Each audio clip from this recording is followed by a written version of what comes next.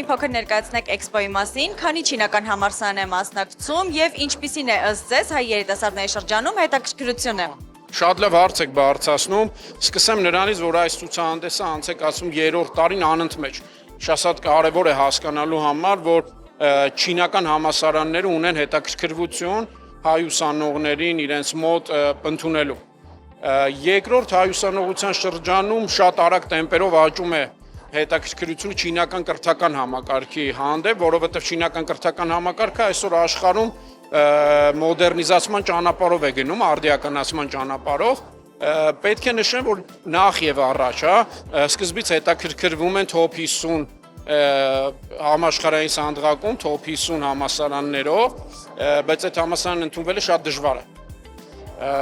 Այսինքն պահանջվում են բարձր բալեր, տարբեր սերտիֆիկատներ, լեզվի իմացություն եւ այլն։ Դրանից հետո արդեն մի անգամից փորձում են փնտրել մնացած համալսարան։ Այսօր բայց պետք է ասեմ, որ այստեղի համալսարաններ թվով 40-ն են, 3-ը top 50 են,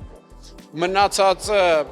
9 C9 լիգայի, որը համարվում է Չինաստանի բարձրագույն համալսարանական լիգան, այսպես ասենք, եւ մնացածը արդեն համայնքային առաջատար բուհեր են։ Ամեն համայնքից 1-2 բուհ, որոնք իրենց պրովինցիայում առաջատար են։ Այս ցուցահանդեսը շատ լավ ցուցիչ է, որ հետաքրքրություն կա երկու կողմերի միջև։ Մեզ մնում է շարունակել բարեկամությունը։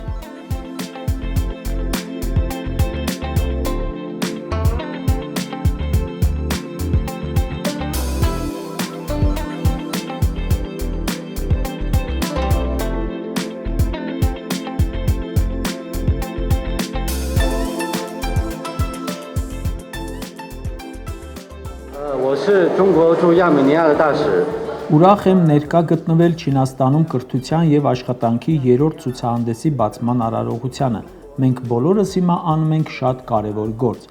Քաղաքակրթության նախաձեռնության շրջանակներում մենք ձգտում ենք մշակութային ինտեգրման եւ ժողովուրդների միջև փոխըմբռնման նոր նվաճումների։